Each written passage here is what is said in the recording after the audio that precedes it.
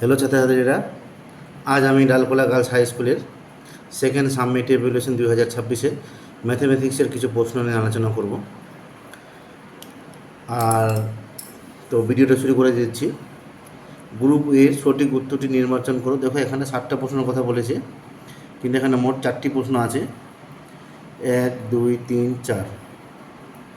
এটা হয়তো কোনো কিছু প্রিন্টের ভুল আছে, এটা একটু দেখে নেবে। তা আমি অঙ্কগুলো শুরু করছি। দেখো, এখানে কী বলেছে, সঠিক উত্তরটি নির্বাচন করো। একটি জামা 360 টাকা বিক্রি করায় 10% ক্ষতি হলে জামাটির ক্রয় মূল্য কত? দেখো, এখানে জামাটির ক্রয় মূল্য হবে 100/100 - 10 × 360 টাকা। ক্যালকুলেশন করে আমাদের অ্যান্সার বের হলো কত? 400। তারপরে মূল বিন্দু থেকে এত এত বিন্দুদের দূরত্ব সমান হলে এটার মধ্যে কোনটা সম্পর্কটা ঠিক? তো দেখো, আমি কীভাবে করেছি।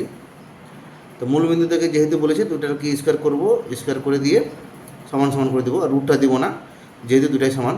তাহলে এটা a স্কোয়ার, এটা -b স্কোয়ার, এটা 5 × 5 = 25, 4 × 4 = 16। তো 25 থেকে 16 বলে হচ্ছে 9। তার মানে a স্কোয়ার - b স্কোয়ারের মান হচ্ছে 9। তারপর অঙ্কটা কী বলেছে, একটি সামুদ্রিকের ক্ষেত্রফল 36 বর্গ সেমি এবং ভূমির দৈর্ঘ্য 9 সেমি হলে সামুদ্রিকের উচ্চতা কত হবে? তো এটা কিছু না, 36কে 9 দিয়ে ভাগ দিব। 36কে 9 দিয়ে ভাগ দিলে পরে আমাদের অ্যান্সারটা বেরিয়ে যাবে। তার মানে এটা অ্যান্সার হবে 4। নেক্সট, এটা সিলেবাসের বাইরে আছে, যেটা সেকেন্ড টার্মের সিলেবাসে, তার মধ্যে নেই বৃত্তের ক্ষেত্রফল। তো এখানে বৃত্তের ক্ষেত্রফলটা দেওয়া হয়েছে। তাহলে লেখা বৃত্তের ক্ষেত্রফল 154 বর্গ সেমি হলে ওর পরিধি কত? তো বৃত্তের ক্ষেত্রফল থেকে আমরা প্রথমে বের করবো ব্যাসার্ধ, ব্যাসার্ধ থেকে আমরা পরিধি বের করে নিব। দেখো, ব্যাসার্ধ সমান সমান বৃত্তের ক্ষেত্রফল বাই পাই লিখবো, তার উল্টো বার দেবো। ক্যালকুলেশন করলাম, তো ক্যালকুলেশন করে এনে 22 দিয়ে রাখলাম, এটা 7 বের হলো। 7 7 মানে একটা 7, কারণ ব্যাসার্ধ বের হয়ে গেলো 7। তাহলে পরিধি হয়ে গেলো 2πr। তো 2πr, তাহলে 7 7 কেটে যাবে। তাহলে 22 দিয়ে মানে 44 সেমি। তাহলে ডি নম্বর অঙ্কের অ্যান্সার হচ্ছে 44 সেমি, মানে অপশন নম্বর 4। এবার 2 এর অঙ্ক, নিচের প্রশ্নগুলোর উত্তর দাও। এখানে বলেছে কি, বিক্রয় মূল্যের উপর 20% লাভ হলে ক্রয় মূল্যের উপর শতকরা লাভ কত? তা আমি লিখে নিলাম। মনে করি বিক্রয় মূল্য 100 টাকা, তাহলে ক্রয় মূল্য হয়ে যাবে 100 - 20 মানে 80 টাকা। তার মানে এই 80 টাকার মধ্যে লাভ কত? তাহলে ক্রয় মূল্যের উপর লাভ 20/80, যেহেতু 20 টাকা লাভ, 80 টাকায় গুণ 100, কাটাকাটি করে অ্যান্সার বের হলো কত? 25। তাহলে 2 এর নম্বর অঙ্কের অ্যান্সার হচ্ছে 25। এবার তারপরে আমরা অঙ্ক বলছি, এই দুটি বিন্দুতে সংযোজক সরলরেখাংশের দৈর্ঘ্য নির্ণয় করো। দেখো, আমি কীভাবে নির্ণয় করছি। তো সরলরেখাংশের দৈর্ঘ্য বিয়োগ করার মানে দুটাকে দূরত্বকে বিয়োগ করতে হবে, মানে 2 - 7 তার হোল স্কোয়ার, 1 - 13 তার হোল স্কোয়ার, আর দুটার বর্গকে যোগ করলে পরে অ্যান্সারটা বেরিয়ে যাবে। তো দেখো, আমি এখানে তাই করেছি। তো অ্যান্সার বের হয়ে গেলো কত? 13। তাহলে বি নম্বর অঙ্কের অ্যান্সার হচ্ছে 13। তারপরে অঙ্কটা কী বলেছি, ABC ত্রিভুজ ABC এর ABC 90 ডিগ্রি, AC বাহুর মধ্যবিন্দু D এবং AC = 25 হলে BD এর দৈর্ঘ্য কত? তো দেখো, এই অঙ্কটা আমি কীভাবে করছি। এ হলো ছবি, যার ABC হচ্ছে একটি ত্রিভুজ, যার AC বাহুর মধ্যবিন্দু D, আবার DE AB এর সমতল সরলরেখা। এটা আমরা অঙ্কন করে নেব। DE হচ্ছে AB এর সমতল সরলরেখা। তার মানে কি, যেহেতু বলে দিয়েছে এই কোণটা 90 ডিগ্রি, তাহলে এই কোণটা 90 ডিগ্রি হবে, ঠিক আছে। আবার প্রশ্নের মধ্যে লেখা আছে AC বাহুর মধ্যবিন্দু D, আবার বলে আঁকলাম আমরা কি, DE AB এর সমান্তরাল।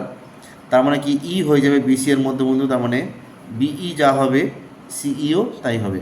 তাহলে এই দুটো ত্রিভুজের ক্ষেত্রে এই কোণটা 90 ডিগ্রি, তার মানে এটাও 90 ডিগ্রি, এই বাহুটা সমান, এই বাহুটা সমান, আর এটাকে সাধারণ বাহু।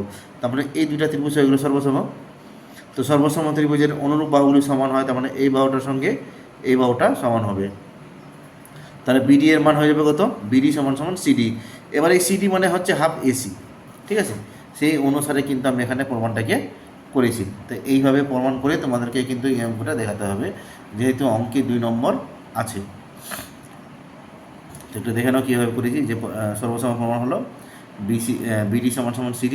এবার এই CD মানে হচ্ছে হাফ অফ AC, সে নামে D হচ্ছে AC এর মধ্যবিন্দু, তাই তাহলে এটা অ্যান্সার হয়ে গেলো কত? 12.5। তারপরে অঙ্ক, একটি পরিসংখ্যা বিভাজন তালিকার একটি শ্রেণীর বিভাগের মধ্যমান হচ্ছে 25, শ্রেণীর দৈর্ঘ্য 10 হলে শ্রেণী বিভাগটির নিম্ন সীমানা কত হবে? তো অঙ্কটা একটা শর্টকাটে হবে। শ্রেণীর নিম্ন সীমানা 25, 25 বিয়োগ 10/2, তার মানে কীভাবে লিখতে হবে, শ্রেণীর নিম্ন সীমানা 25 বিয়োগ 10/2, তার মানে 25 বিয়োগ 5, তার মানে অ্যান্সার হয়ে গেলো কত, 20। তাহলে এতটুকুর জন্য তো 2 নম্বর দেবার না, তাই সেই জন্য 2 নম্বর পাওয়ার জন্য আমি একটু অঙ্কটাকে অন্যভাবে করছি।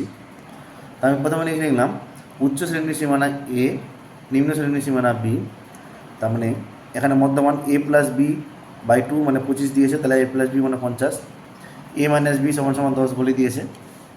এবারে 1 আর 2 বিয়োগ করলাম, বিয়োগ করে b এর মানটা বের হলো 20, তাহলে নিম্ন শ্রেণীর সীমানা হয়ে গেলো কত, 20। আমরা কিন্তু অঙ্কটাকে এইভাবেও করতে পারি, তা এটাই ঠিক হবে 2 নম্বরের জন্য। এবার ই নম্বর, একটি আয়তক্ষেত্রের পরিসীমা 34 সেমি এবং ক্ষেত্রফল 60 বর্গ সেমি, আয়তক্ষেত্রের প্রতিটি কোণের দৈর্ঘ্য কত? দেখো এই অঙ্কটা আমি কীভাবে করছি। মনে করি আয়তক্ষেত্রের দৈর্ঘ্য এ, প্রস্থ বি, তাহলে শর্তানুসারে পরিসীমার সূত্র 34, ক্ষেত্রফলের সূত্র 60, তাহলে a+b = 17 হয়ে গেল। তো কোণের দৈর্ঘ্য a² + b² মানে দৈর্ঘ্য স্কোয়ার প্লাস প্রস্থ স্কোয়ার √, তাই করলাম, এটা হলো a+b তার হোল স্কোয়ার -2ab, মানগুলো বসালাম, মানগুলো বসে ক্যালকুলেশন করলাম, তাহলে অ্যান্সার বের হলো কত, 13। তার মানে আমাদের ই নম্বর অঙ্ক যে আছে তার অ্যান্সার হবে 13। আবার দেখো এফ নম্বর অঙ্কটা, 7 সেমি ব্যাসার্ধ বিশিষ্ট একটি অর্ধবৃত্তের পরিসীমা ও ক্ষেত্রফল নির্ণয় করো। তো দেখো এখানটা তোমাদের ক্ষেত্রফলটা কিন্তু তোমাদের সিলেবাসে ছিল না, তো ম্যাডাম কী কারণে দিয়েছে জানি না। তো দেখো আমি অঙ্কটা বলে দিচ্ছি। তো অর্ধবৃত্তের পরিসীমার সূত্র হবে পরিধি প্লাস ব্যাস, তাহলে এখান থেকে পরিধি বের করলাম আর এখান থেকে ব্যাস, তাহলে এখান থেকে 7 কেটে গেলে শুধু 22 হবে, আর 2 × 7 = 14, তার মানে 36 সেমি। আর অর্ধবৃত্তের ক্ষেত্রফলের সূত্র হবে ½ πr², ½ πr², তাহলে ½ পাই মানে 22/7, আর ব্যাসার্ধ আর আছে, ক্যালকুলেশন করে অ্যান্সার বের হলো 77 বর্গ সেমি। তা আশা করি বুঝতে পারলে একের প্রশ্ন আর 2 এর প্রশ্নগুলো কী হয় তোমাদেরকে করতে হবে।